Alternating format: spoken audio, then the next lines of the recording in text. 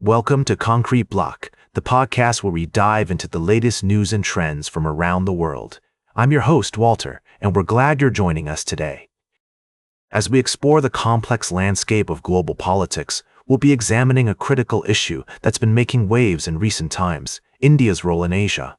In a thought-provoking article by C. Raja Mohan, a distinguished professor and former member of India's National Security Advisory Board, we're presented with a nuanced analysis of the challenges facing India as it seeks to assert its influence in the region.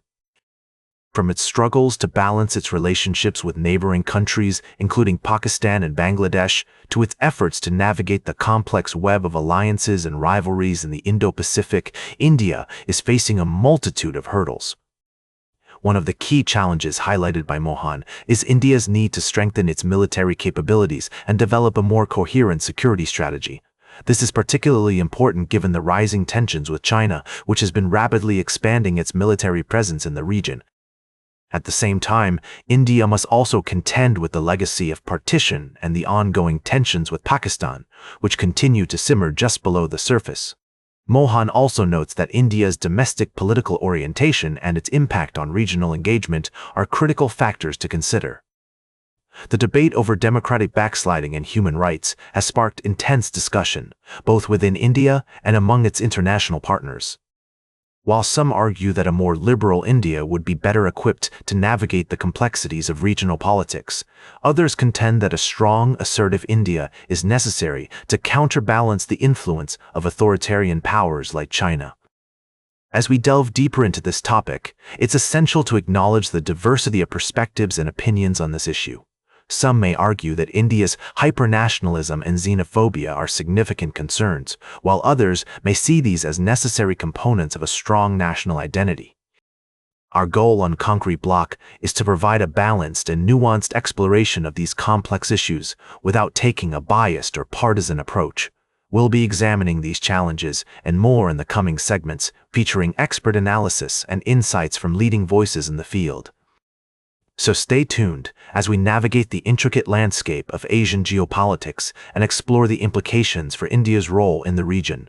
We'll be right back with more of today's top news on Concrete Block. Welcome back to Concrete Block. We're glad you're still with us as we dive into our middle segment. Today, we're discussing a couple of interesting stories that caught our attention. First, let's talk about Argentina and the United States.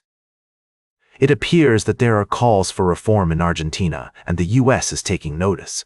According to reports, Argentina is seeking to implement reforms to boost its economy and attract foreign investment. The U.S. has expressed support for these efforts, recognizing the potential benefits for both countries. In other news, the United Nations is facing a significant milestone: the selection of a new Secretary General. As the current Secretary General, Antonio Guterres, nears the end of his term, many are calling for a woman to take on the role for the first time in the organization's 80-year history. World leaders, such as Estonia's President Alar Karis and Slovenia's President Nataša Pirc-Musar, have expressed their support for a female candidate, citing the need for greater gender equality in senior leadership positions. It's worth noting that the selection process for the Secretary General is complex and involves the 15-member Security Council and the General Assembly. While some regions, such as Latin America, are pushing for a candidate from their area, others believe that the best person for the job should be chosen regardless of geographical location. As we consider these stories, it's essential to remember the importance of fairness, balance, and equality in international relations and global governance. We'll continue to follow these developments and provide updates as more information becomes available. Stay tuned for our final story of the day, right here on Concrete Block. Welcome back to Concrete Block. I'm your host, Walter. We're wrapping up today's show with a thought-provoking story that has been making headlines in the world of politics and law enforcement. As you may have heard, former FBI Director James Comey has been indicted on charges related to his testimony before Congress. Now, we want to dive into the details of this story and present it to you in a fair and balanced manner. According to reports, the indictment stems from Comey's 2020 testimony before the Senate Judiciary Committee, where he was questioned about his role in authorizing leaks to the media regarding the Clinton Foundation investigation. The prosecution alleges that Comey lied under oath when he denied authorizing anyone to leak information to the press. However, as we've been analyzing the transcript of that hearing, it appears that the situation might be more nuanced than initially meets the eye. Comey's testimony was in response to a question from Senator Ted Cruz, who asked him about his previous statements regarding leaks to the media. Comey stood by his earlier testimony, stating that he had never authorized anyone to leak information about the Trump or Clinton investigations. However, the indictment suggests that Comey may have been involved in authorizing a leak to the Wall Street Journal about the Clinton Foundation investigation. Now, here's where things get interesting.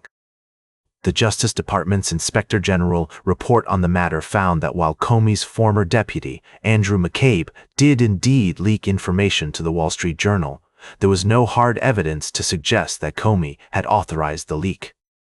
In fact, the IG report concluded that Comey would have likely objected to the disclosure if he had been aware of it. As we examine the indictment and the underlying evidence, it's clear that this case is going to be a complex one. The prosecution will need to prove that Comey intentionally lied under oath, while the defense will argue that his testimony was truthful and consistent with his earlier statements.